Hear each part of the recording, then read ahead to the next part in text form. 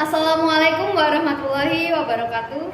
Waalaikumsalam warahmatullahi wabarakatuh. Selamat pagi, salam sejahtera untuk kita semua. Apa kabar Bapak Ibu sekalian? Alhamdulillah baik. Yang saya hormati Bapak Ibu, perkenalkan nama saya Fadila Sihombing selaku sekretaris dari PT Karya Cemerlang. Sebelumnya saya ucapkan terima kasih kepada Bapak Ibu yang telah hadir pada rapat diskusi pagi hari ini. Pada kesempatan kali ini saya akan menjelaskan terkait dengan strategi pemasaran barang yang akan diterapkan di perusahaan kita. Seperti yang kita ketahui, untuk meningkatkan omset penjualan kita memerlukan strategi pemasaran yang efektif dan efisien. Di luar sana banyak sekali perusahaan-perusahaan yang memiliki strategi pemasaran yang sangat baik sehingga mereka bisa memaksimalkan penjualan dan pemasaran produk. Dan berikut ini adalah strategi pemasaran barangnya. Ya Bapak Ibu sekalian, sosial media marketing merupakan salah satu strategi pemasaran yang sangat marak pada zaman ini untuk meningkatkan penjualan. Menurut penelitian, berdasarkan riset mengungkapkan bahwa lebih dari 3,5 miliar orang di dunia ini menggunakan sosial media. Hal tersebut bisa menjadi manfaat kita untuk mempromosikan produk. Karena dengan kita menggunakan media sosial sebagai promosi produk kita, hal tersebut akan dapat membuat produk kita meluas, dikenal oleh banyak orang, terjaring karena banyaknya orang yang menggunakan sosial media. Target sosial media kita adalah Instagram, TikTok, Twitter, dan YouTube. Terlepas dari sosial media, kita tidak akan luput dengan yang namanya konten. Ya, konten marketing. Kita harus bisa memilah konten marketing mana yang cocok di platform yang akan kita gunakan. Setiap platform memiliki fiturnya masing-masing Bapak Ibu sekalian. Contohnya seperti Instagram. Instagram ini lebih banyak digunakan oleh kalangan remaja, anak-anak milenial, generasi-generasi milenial. Oleh karena itu, kita juga harus bisa menyesuaikan konten kita serelevan mungkin dengan si penggunanya. Nah, Instagram ini memiliki fitur lebih condong ke foto ya Bapak Ibu. Jadi Instagram ini lebih cocok digunakan sebagai katalog produk perusahaan kita. Di Instagram juga terdapat fitur seperti polling, Q&A. Di TikTok juga ada ya Bapak Ibu. Sekarang sangat-sangat meningkat sekali penggunaannya itu. Nah, dari fitur Q&A dan polling ini bisa kita manfaatkan sebagai bentuk interaksi kita kepada konsumen.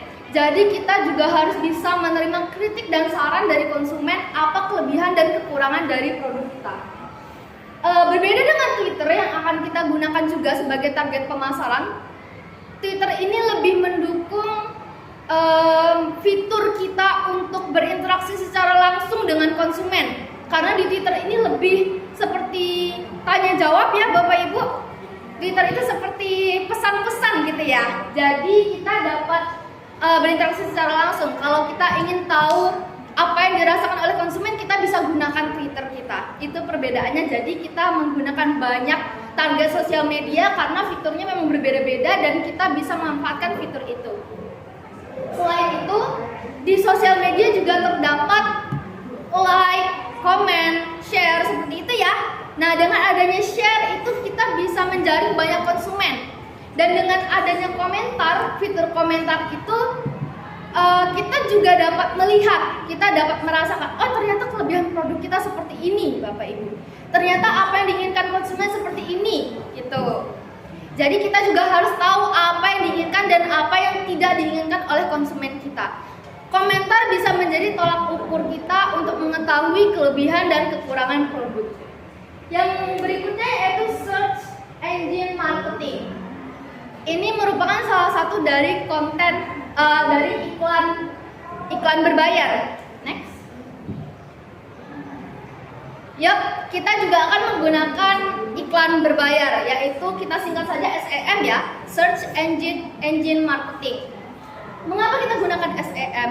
Kita sudah memiliki website yang cukup baik dikelolanya. Oleh karena itu kita menggunakan SEM supaya orang-orang lebih mudah menemukan website kita di pencarian internet. Kemudian display produk.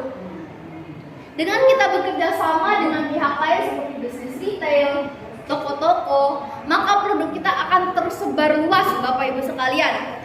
Kalau kita bekerja sama dengan banyak perusahaan dan banyak toko, maka produk kita akan menyebar luas ke penjuru karena kita memiliki kerjasama dengan orang-orang lain. Kita menjalin banyak relasi dengan orang lain.